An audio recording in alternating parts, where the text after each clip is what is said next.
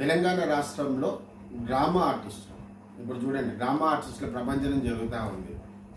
ఓ పక్క ఒక పార్టీ, ఒక పక్క కాంగ్రెస్ పార్టీ, ఒక పక్క బీజేపీ పార్టీ, ఒక పక్క బీఆర్ఎస్ పార్టీ, ఇంకా రకరకాల పార్టీ రోజు బయటికి వస్తూ ఉన్నాయి, కారుకూతలు వస్తూ ఉన్నాయి. అట్లా ఒక పెద్ద ప్రపంచాన్ని క్రియేట్ చేస్తూ ఉన్నాయి, మాటలు దాన్ని క్రియేట్ చేసి మళ్ళీ బ్యాక్ వెళ్ళిపోతూ ఉన్నాయి. ప్రజల లోపల ఏం జరుగుతుంది అక్కడ ఏమీ జరగదు.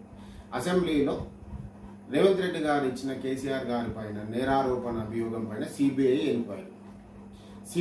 ఎంక్వైరీ పైన జరిగేది ఏముంది? ఏమి లేదు, అసలు ఏమి పీకదు కూడా.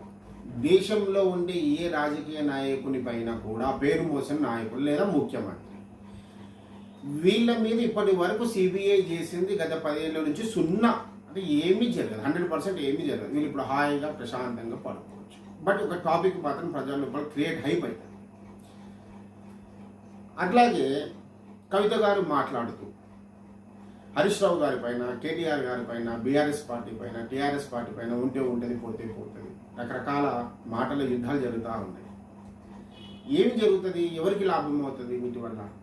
రాష్ట్రంలో ఉండే ప్రజలకి ఏమన్నా లాభం జరుగుతుందా వీటి వల్ల? 100% జరగదు.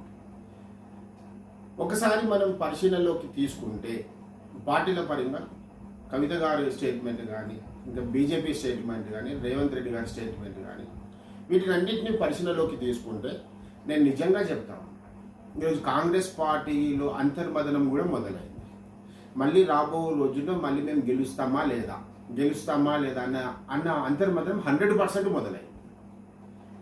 వీళ్ళు ఇప్పుడు ఎలక్షన్స్ పెట్టాలంటేనే భయపడతా ఉన్నారు. అలాంటి పరిస్థితి ఏర్పడింది.